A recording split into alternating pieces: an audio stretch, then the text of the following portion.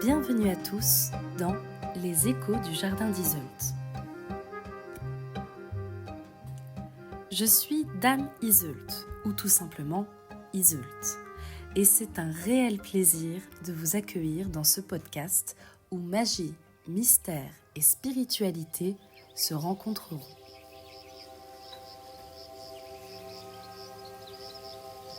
Aujourd'hui, nous embarquons ensemble dans une aventure sonore à travers des réflexions sur l'ésotérisme, l'histoire des traditions et quelques anecdotes personnelles qui, je l'espère, vous inspireront.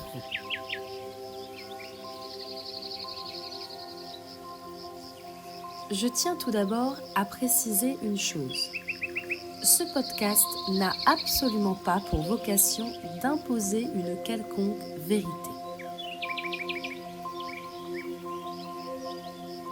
Mon objectif est avant tout de partager des connaissances, des expériences et des histoires que j'espère fascinantes pour vous.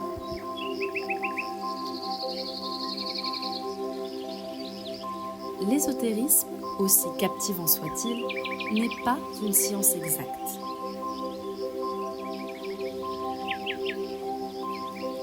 Je crois d'ailleurs fermement en la science, et pour moi, la spiritualité est un complément. L'ésotérisme, c'est un chemin personnel, un voyage à travers nos croyances, nos doutes et nos questionnements.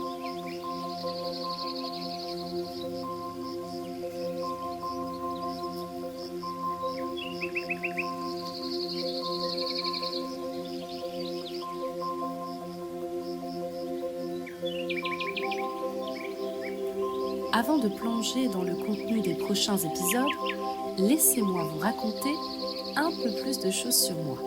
Et bien sûr, ce qui m'a amené ici.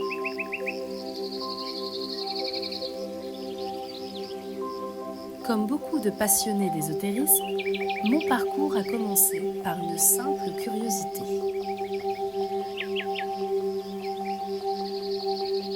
À l'époque, je n'aurais jamais imaginé que ce chemin serait aussi long et aussi riche en apprentissage. Ce fut lors d'une rencontre marquante avec la mère de mon premier compagnon que j'ai découvert les cartes.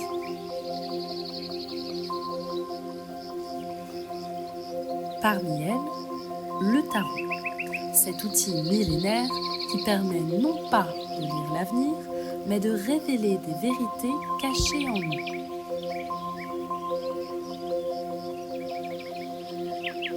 La première fois que j'ai tiré une carte, j'ai ressenti une sorte de connexion profonde avec moi-même. Ce fut telle une révélation.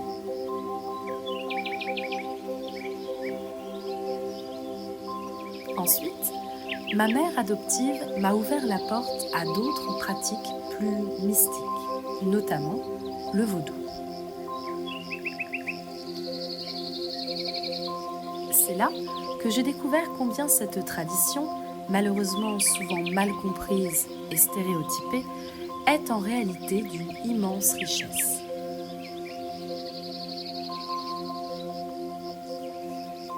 Le vaudou, loin des clichés de magie noire, est une spiritualité ancrée dans le respect des ancêtres et dans la communion avec les esprits.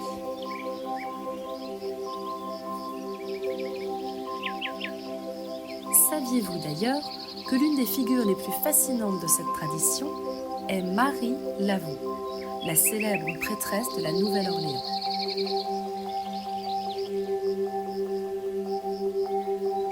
Marie Laveau a vécu au XIXe siècle, et bien qu'elle ait exercé dans un cadre souvent qualifié d'hostile, son influence a perduré bien après sa mort.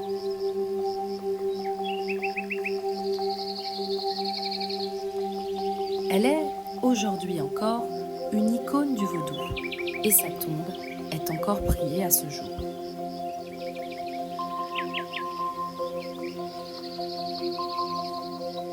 Mais mon chemin n'a pas toujours été linéaire.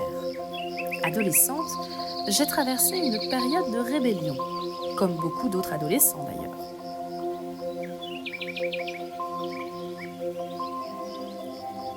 C'était une époque où je voulais absolument tout remettre en question.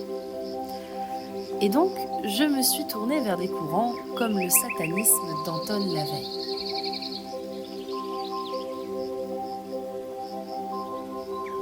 Ce satanisme n'est pas ce que l'on pourrait croire. Il est plus philosophique que religieux, basé sur l'individualisme et la liberté personnelle.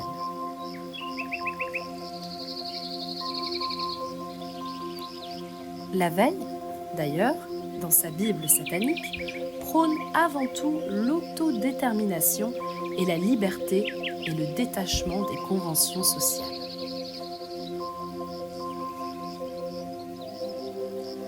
Cependant, je me suis très vite rendu compte que ces doctrines et autres dogmes étaient bien trop restrictifs pour moi. Mon esprit avait soif de liberté, de diversité, de connaissances et de culture surtout. Alors, j'ai simplement fini par chercher ailleurs.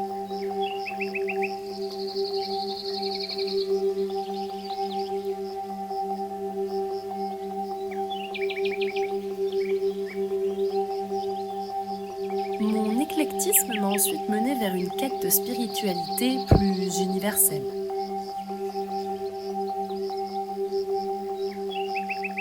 J'ai étudié diverses pratiques, comme la Wicca, un courant néo-païen qui célèbre la nature et les cycles de la vie.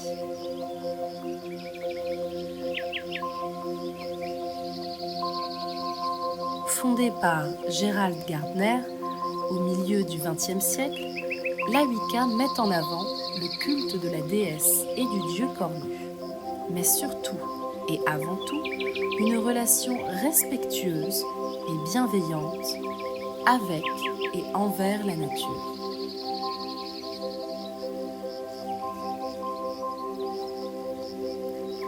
C'est une pratique qui m'a beaucoup inspirée, bien qu'aujourd'hui, je ne me définisse pas comme une wiccane.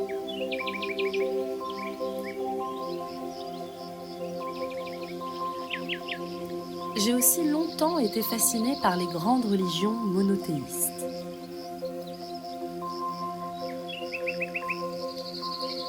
Parmi elles, le christianisme évangélique, en particulier dans sa version charismatique, avec ses célébrations enthousiastes et son esprit communautaire, m'a montré un autre aspect de la foi.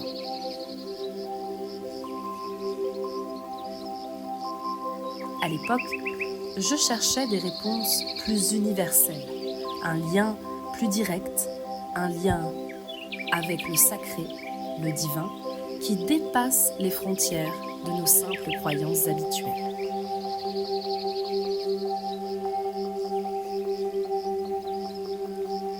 Ce parcours éclectique a forgé ma vision actuelle du monde spirituel.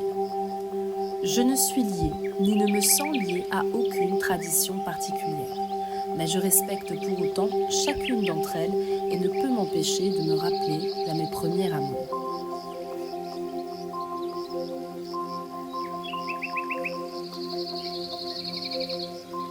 Ce qui est important, à mes yeux, c'est que l'ésotérisme soit pratiqué avec sérieux et respect.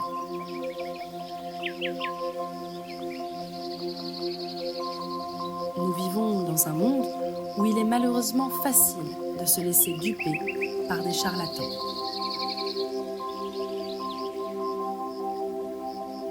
Je suis d'ailleurs, évidemment, totalement contre ces pratiques frauduleuses. Les lectures de cartes, les rituels, les tirages et autres services que je propose ne sont d'ailleurs pas là pour manipuler ou promettre des miracles.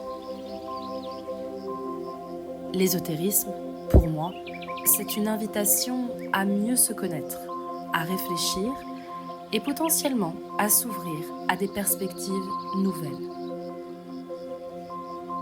C'est un outil, mais absolument pas une vérité absolue. Si vous êtes malade, prenez simplement rendez-vous chez le médecin.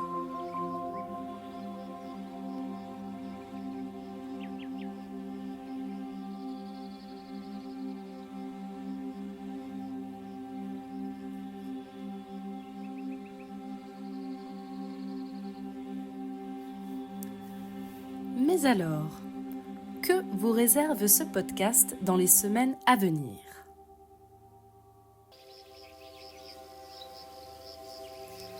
Chaque épisode durera entre 30 minutes et 1 heure.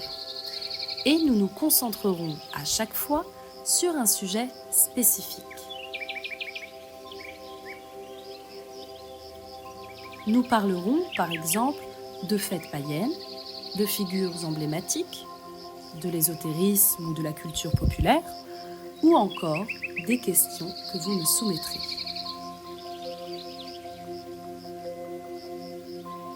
J'aime beaucoup l'idée de pouvoir répondre à vos interrogations et d'explorer avec vous des thématiques plus profondes.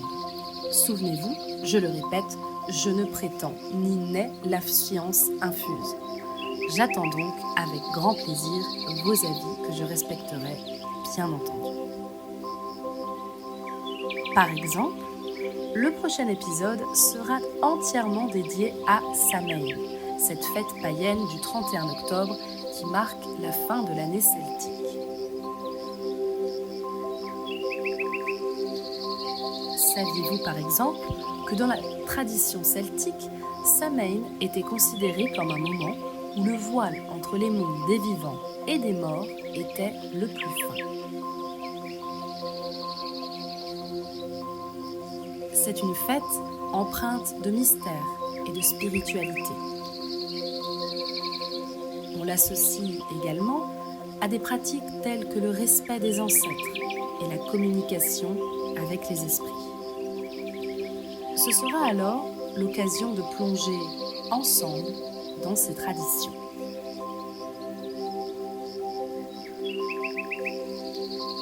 Et bien sûr, je l'espère, ce ne sera que le début. Nous parlerons aussi d'autres célébrations, comme Yule, Beltane et bien plus encore. Je vais également vous encourager à partager vos traditions familiales, vos expériences et autres histoires fascinantes que vous pourriez nous raconter. Car j'aimerais que cette aventure soit bien sûr une co-création. Je suis sincèrement impatiente de vous entendre et de découvrir les histoires que vous avez à partager.